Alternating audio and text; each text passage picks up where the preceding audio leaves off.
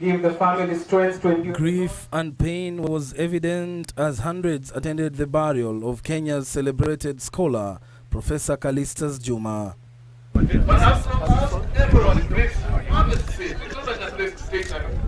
NASA leader Raila Odinga and his co-principals Musalia Mudavadi and Moses Wetangula joined family and friends of the late professor to pay their last respects.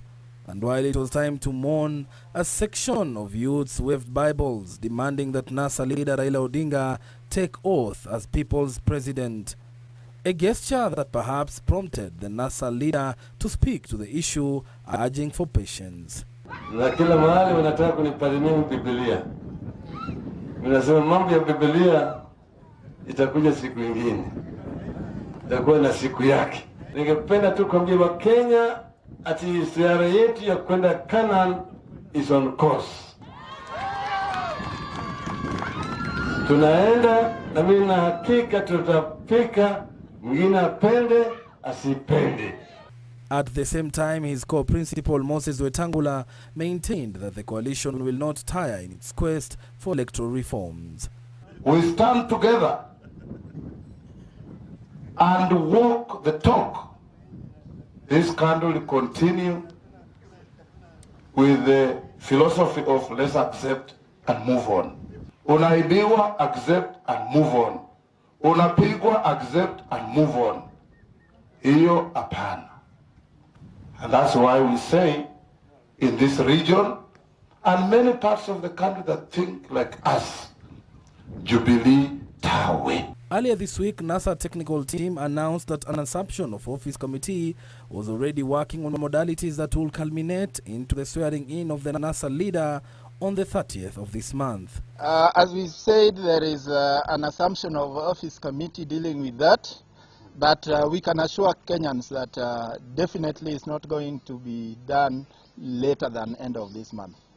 But the committee will unveil the full program.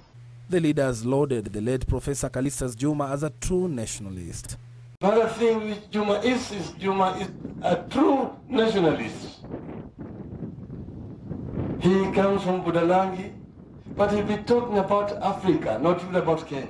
We may bury his physical being, but we cannot bury his intellect and the intellectual contribution he has made to humanity. That he sought excellence in matters of intellect. We are here as NASA